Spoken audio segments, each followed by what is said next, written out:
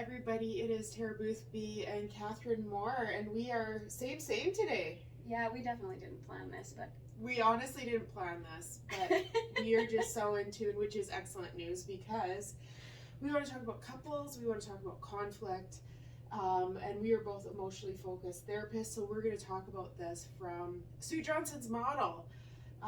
So what do you think, Katherine? Like, this can be overcomplicated. We're talking to normal people who want to know about couples therapy and psychology. Where do you like to begin with clients? oh, great question. Where do I like to begin with clients? That's a tough question to answer.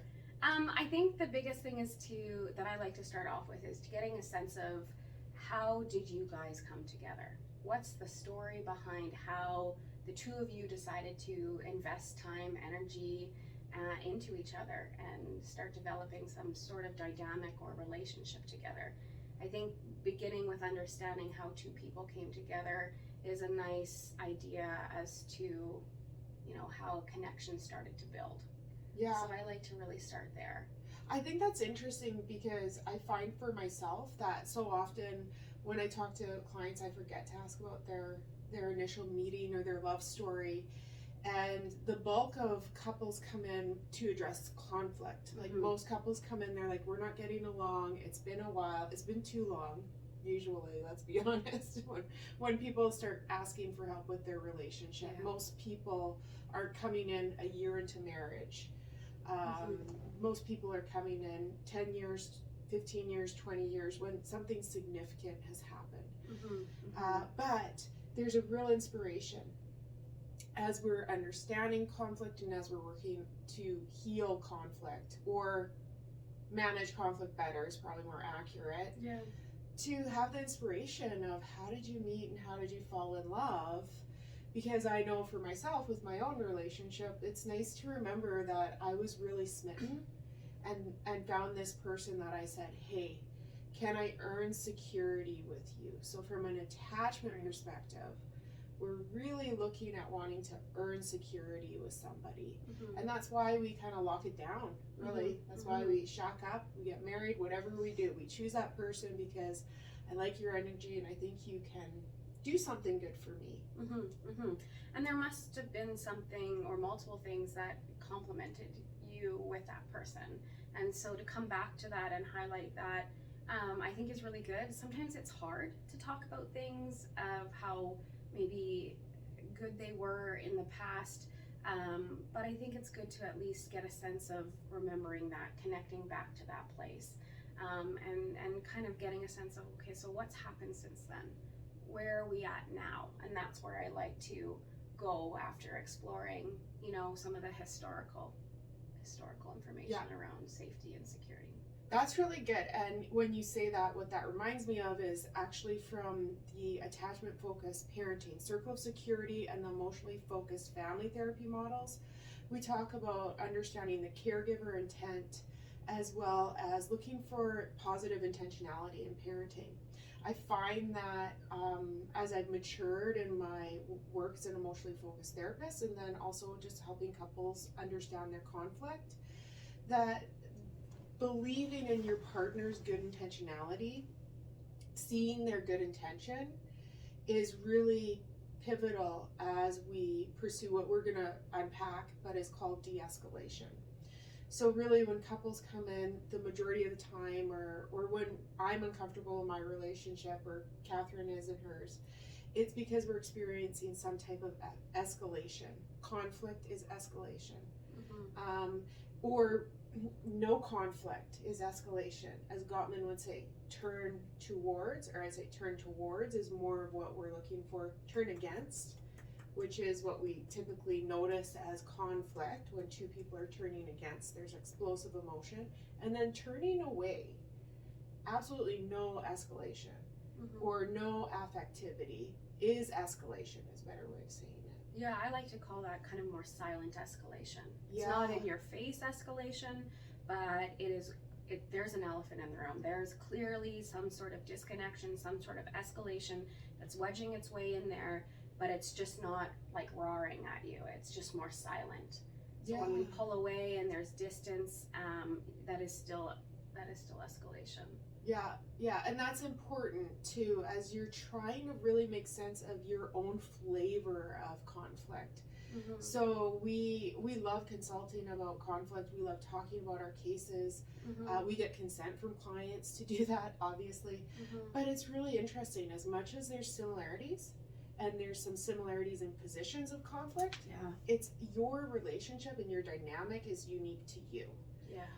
So my goal for most couples, like sometimes couples come in and discussing divorce, separation is actually really helpful and healing.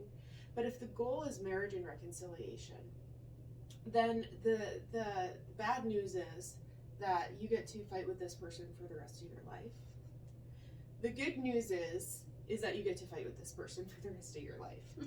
You know, and so it's figuring out how do we make more sense of that so that we can see the conflict, we can catch the cycle or the conflict, and then hopefully going forward, you're gonna enjoy repair. And more de-escalation than escalation. More times of good than conflict. Yeah, and if I can add to that, I think it's really important to highlight that nobody is perfect at relationships, even us. So I think when it's like, the good news is you get to fight with this person for the rest of your life, and that's also the bad news, is that, you know, like, we're humans, we're complex beings, and you know, we never always speak the same language as somebody else at the exact same time in a perfect way. So it's trying to figure out how can we communicate together in knowing the unique dynamics, knowing the unique attributes about ourselves, to come to some type of understanding and some type of communication that's on the same road, the same journey. So just, you know, I think we have to be kind to ourselves here and really recognizing and accepting that, you know, fighting, arguing, it's normal. It's a normal part of relationships. It's our way of trying to have our needs met in some ways. I know that it can be unhealthy at times, but it's also our pursuit of trying to honor ourselves, make our needs heard, trying to get our needs met, and trying to understand another person as well. I don't know if you want to add to that. Definitely, and it's our humanity. You know, we have unmet needs, unmet attachment needs, and attachment fears. So there's a whole story that each one of us has, essentially since the womb, that informs our view on ourselves in the world, on the people around us, and just what the world is. So all of that is coming into play, and then I meet this magnificent person who I feel really good with and I'm smitten with, and they seem to feel the same way around me, and I start to lead into this relationship. I think I can earn security with you. I think I can, and then I lock it down, and this is exactly what happened for me personally. So hopefully this is relatable, because this is kind of how it works. But eventually, I'm an imperfect person. I'm human, and my partner is. We're all people like everybody else. Sometimes we're good, sometimes we're bad. And then when my husband misses my attachment need, when my husband in his own humanity does a thing, postures in a way that evokes my attachment fear, all my story shows up of those times when I was really concerned about my value in the world and why I would feel that those things were being deprived of me or evoked in me, and vice versa. And vice versa. Katherine and I can do these things too, right? Like, there's no person that's perfect in being with somebody else. No, I like what you're saying around narratives, and because when we really look at it, as since you were a baby, you started to develop a story. And how you approached life, how you responded to life, created our attachment needs and our attachment fears. And so we typically navigate life trying to protect our attachment fears and trying to get our attachment needs met. And so, you know, we're leading with those things, you know, in the background. Obviously, it's more unconscious. It's not always visible to other people, but that's essentially how it goes. And so when we meet somebody else with another narrative who has their own unique attachment needs and has their own unique attachment fears, you know, sometimes those can jive, and sometimes those clash a little bit, and it's how we respond to each other, and how we respond to ourselves as well, that can create unique dynamics, unique interactions, that happen between two people. Yeah, that's really, you've said so many beautiful parts there, that we protect our attachment fears and we seek to get our attachment needs met. Yeah. And we're seldom conscious of this until until we've talked about it, until we've explored it, until somebody has helped us to make it explicit. And that's where emotionally focused couples therapy is so beautiful, because we have the person that we've put all of our stake in.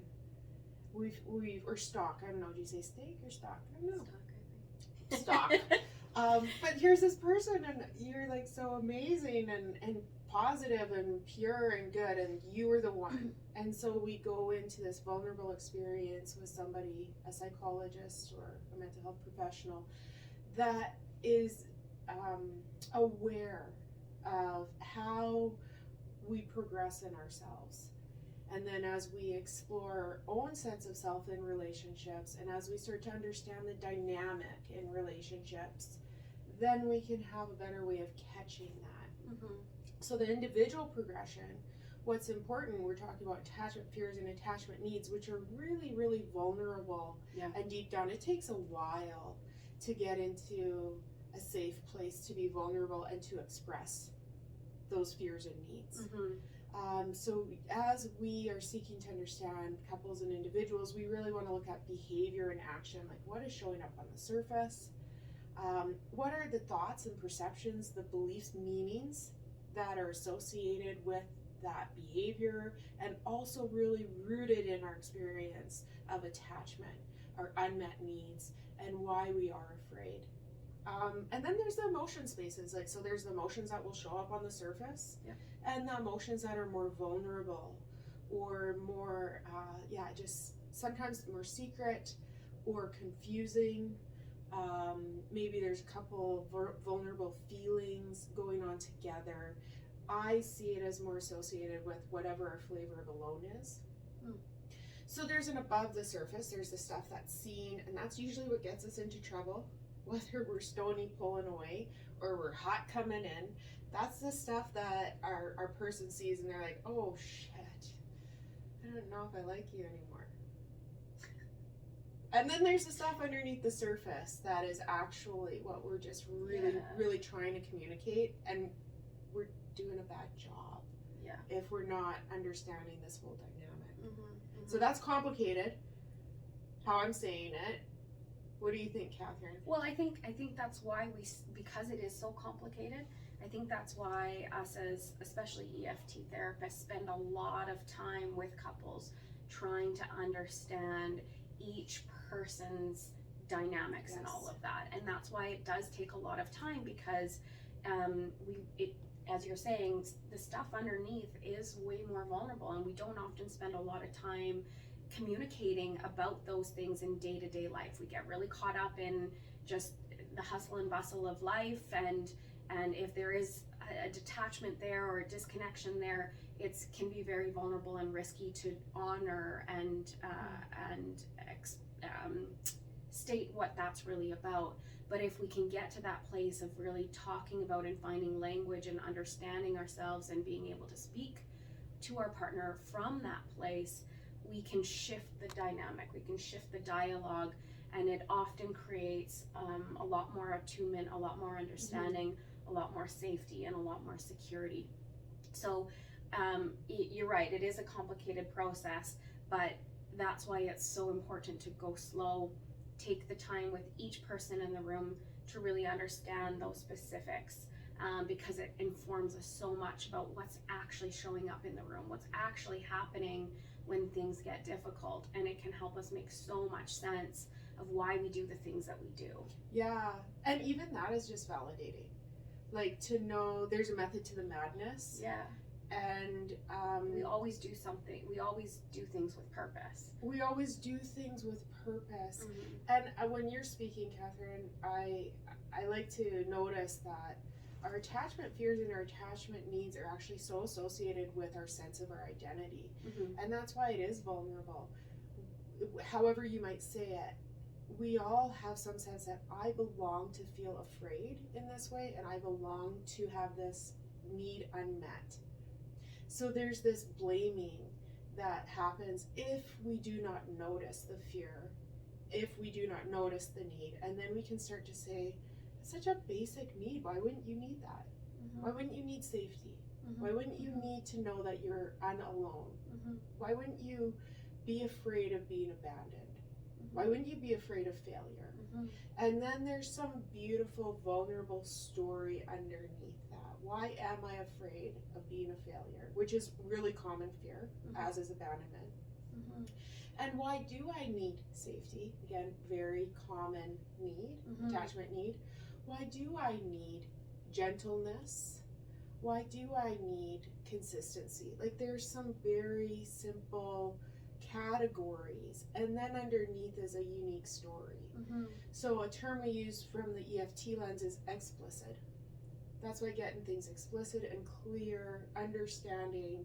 If I hear sadness, but the client is experiencing sorrow, Mm-hmm. that word sorrow is more important than how I see it. So very different. Yeah, you are the expert on yourself. That's a narrative understanding Mm-hmm. of psychology. You are the expert. You are the author. Well, no, you are. I don't know how to say it, but it's your story. Yeah, and I think it's so very important to answer those questions around the why that you were talking about. Why do I need that? Why am I afraid of that? Those are so very important to answer because especially with your partner in the room with you, because they get a different sense of what's actually going on. As I was saying earlier, we don't have these conversations at home. No. We don't sit down and start asking these kind of questions together. And so when your partner is able to hear your self-exploration and your self-understanding, and when your partner is able to turn to you and to say that, it's very, very empowering, Yes. when there's safety in the room, for sure. When there's safety, Mm-hmm. being our attachment needs and fears are really rooted in our longing to be seen, heard, and known. Mm-hmm. And so as we are in a safe place with a therapist, first off, rapport with your clinician is important. If you're seeing a mental health professional and it doesn't feel good for you, you don't have to see that person. Mm-hmm. Like the person that's helping you. And then in that safe relationship, start to sense into the attachment energy between the three of you, really. Yeah. The marriage relationship is the core energy, but we are there. And there's these corrective experiences of being seen, heard, and known. Mm-hmm. And we help to facilitate that. Yeah, this approach that we use, like as clinicians, we are incredibly hands-on because we want to make sure that we are, influencing and creating a new dialogue, ones in which you've probably never really had before. And so we need to be hands-on in order to help you kind of create that and learn to experience a new way of communicating. We like to be hands-on so that we can teach and guide, and so that we can really be in that experience with you. We don't want to be too separated from you. We want to be as close to you as possible, Mm-hmm. so that we can be the most attuned, the most, in the conversation with you, because it just allows us to really get it so much more for you. Yeah, I see it that I have to bring my attachment system with me Mm-hmm. so that I can help you be with your attachment system so that you can tune better in with your partners. So with EFT, we have this beautiful map, like Sue Johnson. I appreciate this woman. I understand why people want to learn from her and from her people. I get why emotionally focused couples therapy has been able to branch into family work and individual, because we are all people and we all have families and we all have attachment systems. Like Mm-hmm. it's with us. Mm-hmm. And attachment is associated with our emotion and how we are able to healthfully express emotion, or how we unfortunately hinder healthy expression of emotion. Mm-hmm. And when we look at conflict, so we talk about behavior and what's happening underneath the surface, and then clearly just a real clear understanding is, of course it makes sense. My behavior is trying to hide my attachment need and my attachment fear. So it's not a truthful behavior when I don't know what it is. And then it zings down and it hits my partner's attachment fear, attachment need. And then he's going to go through all of his stuff, his perceptions, his feelings, all that stuff that's really important into his behavior. And then his behavior can zing mine, and the more I get zinged, the more I zing back, and we're just off into this escalation or this conflict cycle. So we want to be able to see it. The more I can see it as a therapist, the more I can help my clients to see it, so that hopefully then they can catch it more and more at home. Yeah, it's kind of like a simple stimulus response cycle, right? Whenever there's a stimulus, we have a response, and from that response we have, we do something with that, right? And when we do something with that, we influence our partner, right? And it can go back and forth.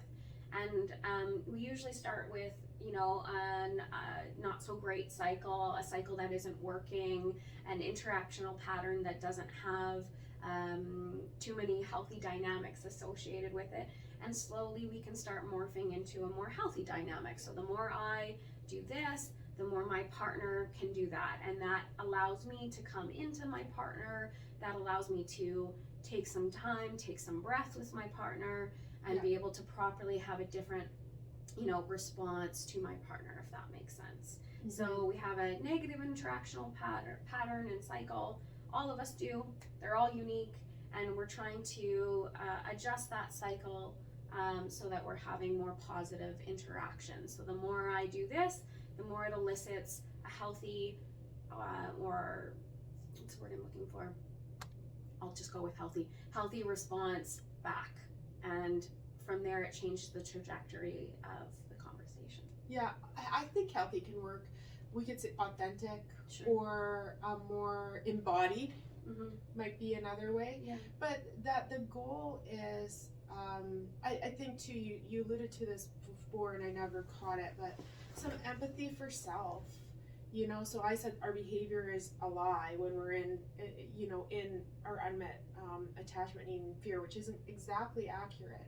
But the more I know my bad behavior, just like everybody else. We know it's like, oh geez, I don't like that. I think bringing back in the circle of security language a little bit, it's miscues. Our behaviors sometimes don't always demonstrate what's really going on underneath the surface. So sometimes we miscue our partner. We might say and do something that actually is quite the polar opposite to what we really need or want. And so sometimes, translating a bad behavior, it's a behavior, plain and simple. It's just one in which is kind of getting in the way of truly honoring, respecting ourselves and maybe our partner. And that miscue language, because our whole life, when we sensed into someone's sharp music in childhood, we develop miscues. So it gets a little complicated, but that cueing, it's just we hide my cue. I hide my cue for I'm afraid. My attachment system is activated and I feel afraid. I hide my need. And so then I know, I think I look at my kid and when he's doing his thing and I'm like, you know that you're acting angry or these different little things, like we know. Yeah, maybe it would help to give like a really simple explanation of a behavior that's a miscue. So I'm thinking along the lines of, when I'm hurt, I pull away and I say, I just want to be alone.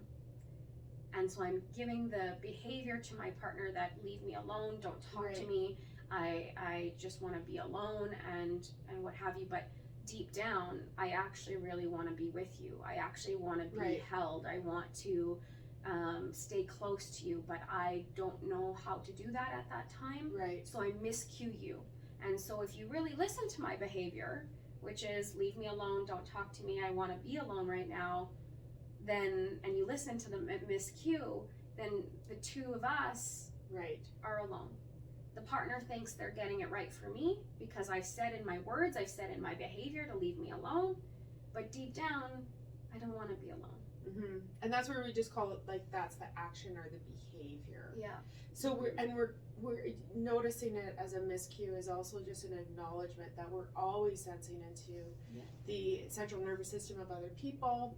And so if I feel your central nervous system is sending me signals to kind of like give you space and I want to come in, then I'm more prone to do a behavior that is not going to be as authentic. So it gets complicated again. But I guess for myself, when I think of the behaviors that aren't really authentic, or maybe they're escalated behaviors or potential conflict triggering behaviors for me, I know I have a sense inside of myself.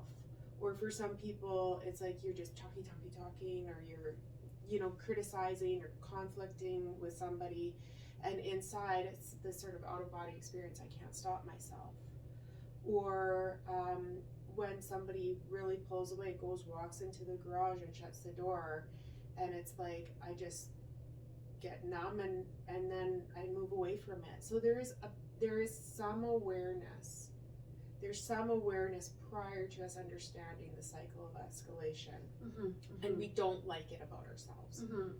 Yeah, and so how we as therapists do with that is try to draw that out, make that explicit, make sure everybody's are clear on that, because maybe one person knows that really well, but the other person doesn't. Maybe they don't see it from the same perspective or same way. So making sure that we're all kind of speaking the same language is really important. And why we draw those action tendencies out is because we often repeat what we don't repair. So if the same thing happens over and over again, the same tendencies, the context might be different, but the ways in which my partner and I interact look the same every time, well, there's clearly something there that we need to repair. There's clearly something there that we need to pay attention to, give space for, have a different conversation around, so that we can open up the possibility of having a different interaction the next time, those things get stepped on, those things get triggered, those things get stimulated. So I think the key there is, we often repeat what we don't repair. Yes. Okay, and we will get caught up in that, and we'll look back and go, it happened again. And so we have to take a lot of time to kind of explore, in our communication, how we can repair so that it can influence us in a positive way moving forward. Yeah, I like that. I really do. And it's okay that it's hard. Because what Katherine and I are talking about is getting slow to get vulnerable with ourselves, to be vulnerable with somebody else who maybe we feel really ticked off at, unsafe with, damaged with for years. And so it's complicated. But again, it's not impossible. If we trust, or if we choose to learn to trust that I can be vulnerable with me and I can learn to be vulnerable with this person. But if we get to a place where it just doesn't feel safe to do that vulnerable work, then it's okay to talk about potential necessary endings and things like that. But first we want to try and explore if we can get ideals, guidelines, and expectations on board, and see if we can try to pursue or have experience of initial vulnerable steps with clients. And the more we can seek vulnerability, the more we can increase vulnerability, the more we can understand the cycle, the more clients can embody that experience, the more they can catch it at home. And of course you're bringing up when relationships end, when it's the right decision to kind of go our separate ways. If that's the outcome that comes out of therapy, I think that's still okay. I think we have to normalize endings as being okay, because the work that you did to get there, probably allowed you to honor and respect yourself, learn about yourself and how you are in relationships, or how you possibly might show up in relationships, and what your narrative is, and how that can kind of influence future dynamics with anyone. So I think regardless of the outcome, doing this kind of work is so very important, to learn about yourself and learn about another person, and how, you know, our complex beings interact with other complex beings. It's the beauty of relationships, you know, romantic or not.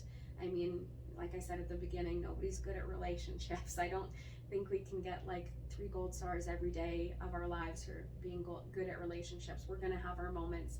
We're going to be tested. You know, we're going to be challenged. So I think we just keep making space for that. So yeah, definitely. And exploring the possibility of the ending of a relationship doesn't mean that it's going to happen. Sometimes it's just helpful, like when we have a conversation about the potential end of a relationship and what that would look like. Sometimes clients are like, whoa, I don't want that. And sometimes people will even consult with a lawyer or different things, and it really just helps them to solidify that's not what I want. And it gives an oomph of energy to work on growing in understanding and increasing the landscape of the relationship. Absolutely, because I think it's normal to contemplate staying together or ending the relationship, especially when you've been having a hard time with your interactions over the past while. And so I think if we can just like give space for that, it address that it's there, address that it's in our minds, address that it comes up sometimes when things get really tough. I think it allows people to breathe a little bit easier because it's not as much of a secret. And when you know that your partner too has contemplated those things when things get really tough, you know, it can just open up a new dialogue around like, is that actually what we really want? And if it is, then great. We don't have to dance around it anymore.